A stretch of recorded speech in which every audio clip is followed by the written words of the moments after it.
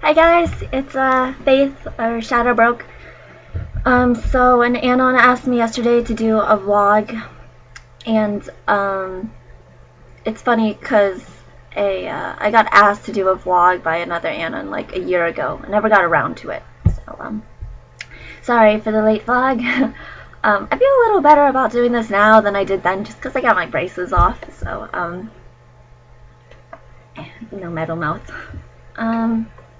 So I apologize first and foremost for my voice. It's kind of raspy and hard to listen to, I think, at times. But you know the risk coming in here. So I'm gonna try and limit this video to be a maximum of 10 minutes. I'll probably go a little over. So if I don't get to all the topics you guys suggested, I'll just make a separate vlog if you're not already annoyed by this video. I'll probably make a vlog about all the individual people I was going to talk to about. So, I don't know why you guys want this. I'm really boring. I don't know what made you think I'm interesting enough to waste your time watching me babble. So a little bit about me. I'm Faith. As you know, I'm turning 19 soon. I go to school in the U.S. Well, I was born and raised in the U.S. I guess that's a misleading statement. And I study nursing, getting my bachelor's. I go to the accelerated nursing program, so I should be done by 2015, a little earlier than expected. But that also means I don't get my summers off, but that's okay. I'd rather get in and get out, you know. Okay, what am I supposed to talk about here? Oh, Angus said to talk about working in the healthcare field. I've had I think a pretty how would you call it? A pretty good amount of experience at this point. I mentorshipped at a ICU intensive care unit in my local hospital for about a year. That was fun. I also got to explore all around the hospital, work with different departments, but the ICU was my favorite, so I spent most of my time there. Then then that summer, I volunteered for another hospital in their IV therapy unit, and that's when they stick those bags of liquid medication into you, and they just kind of sit there for an hour or two. So it made for a lot of building up of interpersonal skills, I guess, because I was sitting there with them. It was fun because we got to talk about their life, because it was usually old people. It's interesting, and I spent the most of the day talking about the news, watching The Price is Right, our favorites Family Feud. I miss them. And then senior year, I took a clinical medical assisting class. I'm certified and go to nursing school now, and I just recently got a job as a CSA and unit secretary for the emergency department in the hospital. So it's exciting. It's kind of a jack of all trades job. I think I'm gonna take my classes here. It's kind of a jack of all trades job. I do some medical assisting work, so that's the clinical side, but I also do a little bit of administrative work with secretarial, things like that. So I'm excited. I'm still in orientation, and yeah, so I'm not actually working yet, but they're paying for the orientation days, so that's nice. So it's me and my incredibly boring self. Mini career biology. So another Anon asked to talk about general entertainment, my movies and what is it? Video games. Yes. How could I forget that? I like thriller, action-packed movies like Mission Impossible, Blood Diamond, that kind of stuff. I think I get that from my dad, because he doesn't really understand English well, but as long as it has a lot of action and violence and stuff, it's fine. So I watched a lot of that. So, and my mom isn't really a sappy person either. She likes westerns, and she's actually a second generation here, so she's actually pretty well versed in movies. So I'm not really a big fan of chick flicks, but I do really like Australia. It's a good chick flick. My favorite movies are Blood Diamond, Shawshank Redemption, Prince of Egypt, and anything VeggieTales. I actually cried a lot in There's Noodle's Tale, if fun fact. And War Horse. I cried a lot on War Horse. And also on topic of movies, I haven't really watched a real horror movie like scary movies. I guess like I can watch stuff from like the 70s, things that you can laugh at, like Freddy. But even that I'm a little creeped out about, not too much. But like I tried watching The Exorcism of Emily Rose like my middle school years, and I got my stuffed animals, I got my crucifix on my neck, and I went the whole 9 yards in getting comfortable and comfort things. I don't even think that movie's scary, is it? Someone's gonna have to tell me. But I pussied out in the green screen where they tell you like the maturity rating, so I just shut it off and I watched another VeggieTale DVD. So that's how pathetic I am. But it's not that I think I'm afraid of being afraid, because like I'm not afraid of the dark or anything, and I think I'm afraid that I'll change that. So yeah. So I guess that'll make for a good like third, fourth date, I guess, or something. Video games. I'm actually pretty late when it comes to video games. Like, I didn't get the PS2 until around like the PS3 got really well established. So I did a lot of like old gaming before like doing like games now. My uncle actually got me into gaming. I'd go to his house and he'd buy me games like Winnie the Pooh and Little Mermaid, Crash Bandicoot, Spyro, those kind of things. And I also played with his Super Nintendo and his PlayStation, which he gave me. My first game, I'm pretty sure, was Tomb Raider 2 before he actually went out and bought me video games. I didn't know what I was doing, but it was fun, I think. So I'm a big Tomb Raider fan. That was about since I was like 5 or 6. So I also I think the first video game I watched him play was Resident Evil, so I cried a lot. I haven't touched the game since.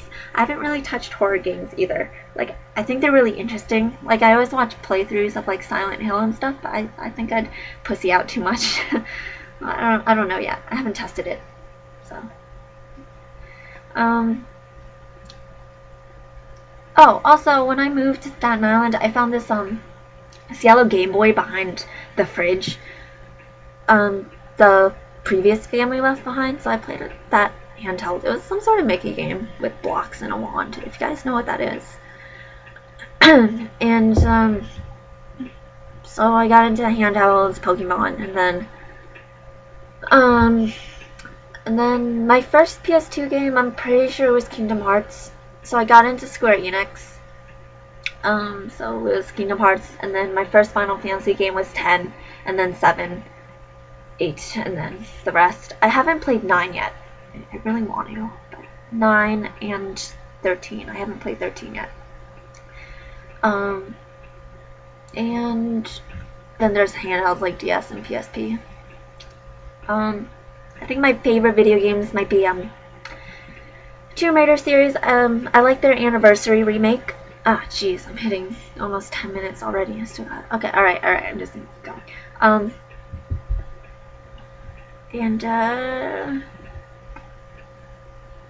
Shadow of the Colossus is one of my all-time favorites.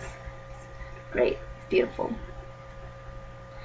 And Legend of Zelda: Ocarina of Time. And then I got into, you're gonna laugh at me, because I've had dial-up for the longest time. I think we upgraded to broadband. I think it's what we have, like 2-3 years ago. That's also when I got my new laptop, this laptop. So that's when I started getting into like PC gaming and more of the modern games now. So I got into, which brings me to my next topic, Mass Effect, which is one of my first PC games. The worst game ever, Mass Effect. It's funny because me and Jenni, which I'll tag, she's a sweetheart, but I hate her. We were at our friend's house and they started talking about the game, and Jenni started getting really weepy and saying how much of a good game it was, and about the romances. And I was really intrigued when she was talking about it to me by the autonomy that you have, the choices you can make.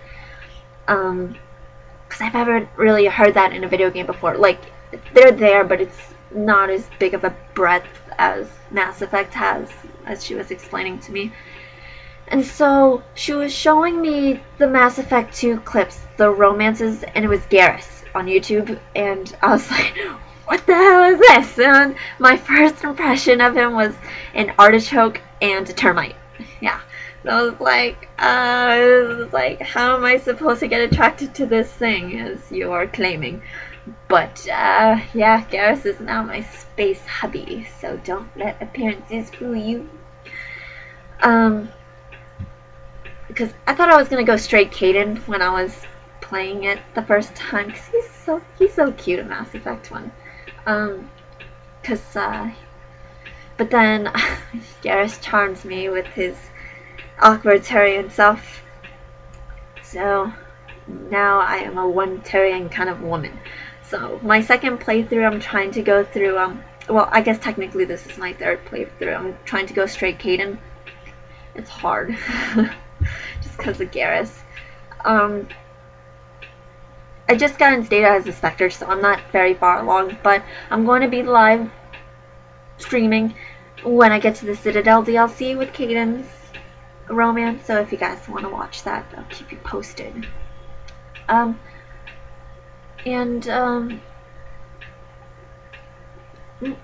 really like Mass Effect because it's a different experience every time you play, because like this is my third playthrough, but each time I play I notice that there's different cutscenes that I didn't have before, and like cutscenes at different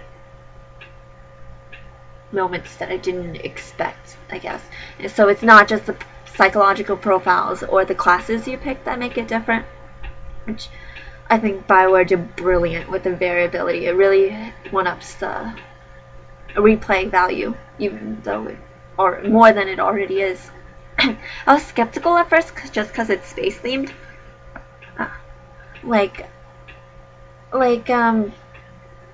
I didn't enjoy Xenosaga and a lot of the other space themed entertainment because I guess I didn't like that feeling of isolation. Don't make fun of me. But it's different from the masters like George Lucas and BioWare, because what's great about, because you don't feel isolated from everything. Like, you forget you're in space sometimes, and that's what I really like. You kind of forget you're there and that you're in a different world. Because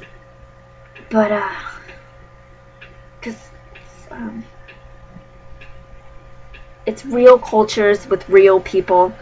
Like, I really love what they did with the Geth.